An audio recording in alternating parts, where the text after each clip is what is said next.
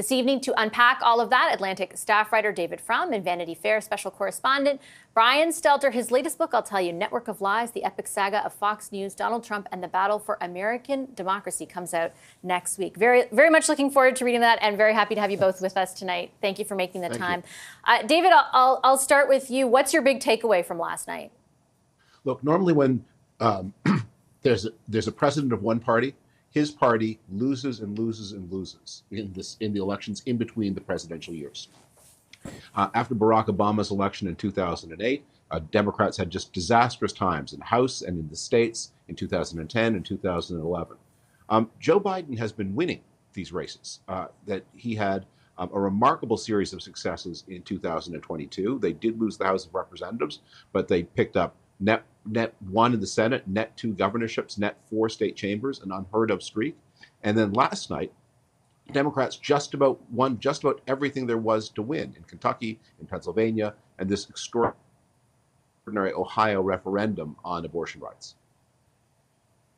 So to what degree, Brian, is that a sigh of relief for Democrats up against the backdrop of all this coverage of those recent polls? I picked the New York Times one because it generated a lot of coverage over the past number of days, that Biden's in trouble against a possible Trump as the GOP nominee. How do you take the outcome of last night against the backdrop of that? I think one stereotype about political junkies in the United States is that Democrats are finger chompers. They're stressed out. They have anxiety all the time.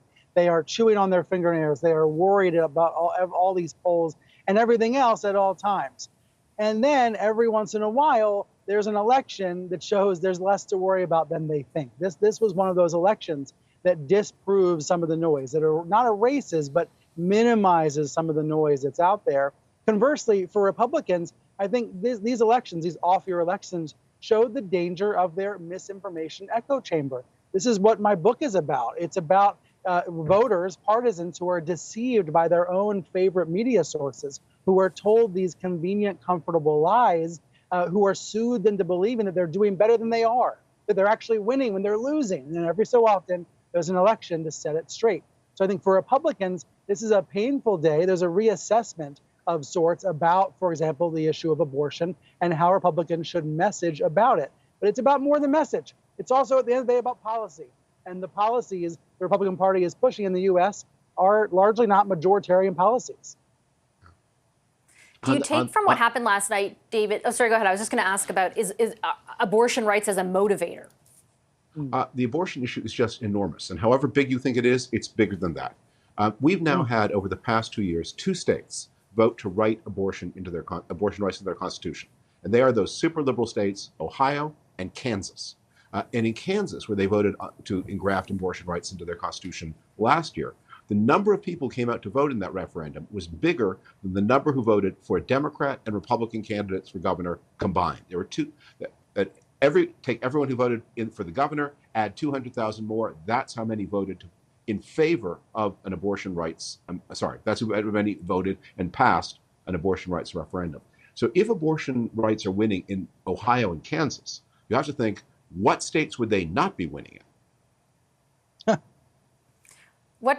Brian, what does that imply, I guess, for strategies in particular, let's say for the Democrats even, going into the next presidential race?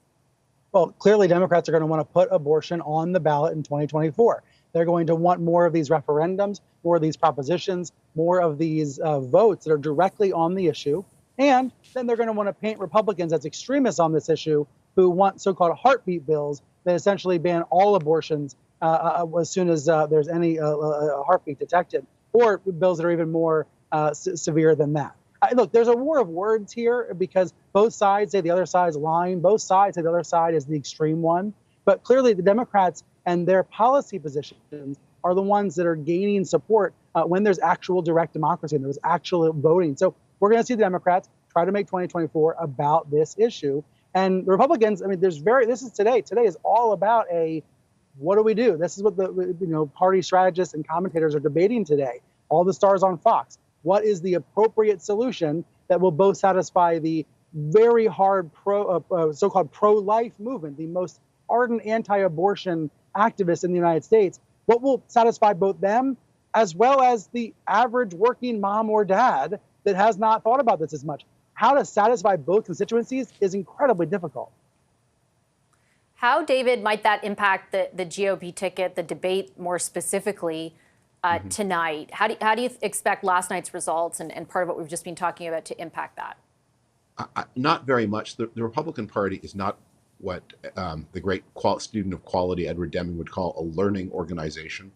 It insists on its own way, and like a tourist in a foreign country who notices that the people don't speak English, the Republicans say it louder. If you just say it louder, they will eventually understand what you're trying to communicate. But it does help Donald Trump, because Donald Trump is a very unique kind of politician in that he's not only not bound by what he said last year or last week, but he's not bound by what he said in the previous sentence. So he's capable. It is Donald Trump's judges, and he takes credit for this all the time, who overturned Roe versus Wade and set in motion this great battle. And yet Donald Trump is perfectly capable at the same time of taking credit for overturning Roe versus Wade and then denouncing his party for being the victims of his own action. Brian, I have just a minute left, so I want to get one question into you about your kind of deep dive into the world of Fox News. And in particular, there's an excerpt that's already out about Tucker Carlson. A premier of a province here in Alberta actually is going to do an event. Was reported yesterday that she's going to do an event with Tucker Carlson. What do Canadians need to know as succinctly as possible about this guy? Well, Tucker Carlson, his star has fallen dramatically since being fired by Fox, but he's been on a world tour of sorts. He has been visiting multiple countries, meeting with world leaders, wanting to meet with elected officials and interviewing them in some cases. So I think that his visit to Canada is part of that. He's trying to meet with right-wing politicians in various countries as he builds a new media empire. Today, Trump mentioned him as a vice presidential candidate, but the reality is Tucker is a much smaller figure, much less powerful and popular than he was when he was on Fox. And Trump talking about him as a VP candidate, I don't see that going anywhere. Just one PS. Okay. Yeah, David, for sure, go for it. Tucker Carlson has repeatedly on his program called for the United States to declare war on Canada. Ha ha, just kidding, but more than once. So it's kind of unusual for a Canadian premier to meet with a foreign broadcaster who's called for war on Canada. Unusual is one word for it, yeah. Thank you very much, both of you.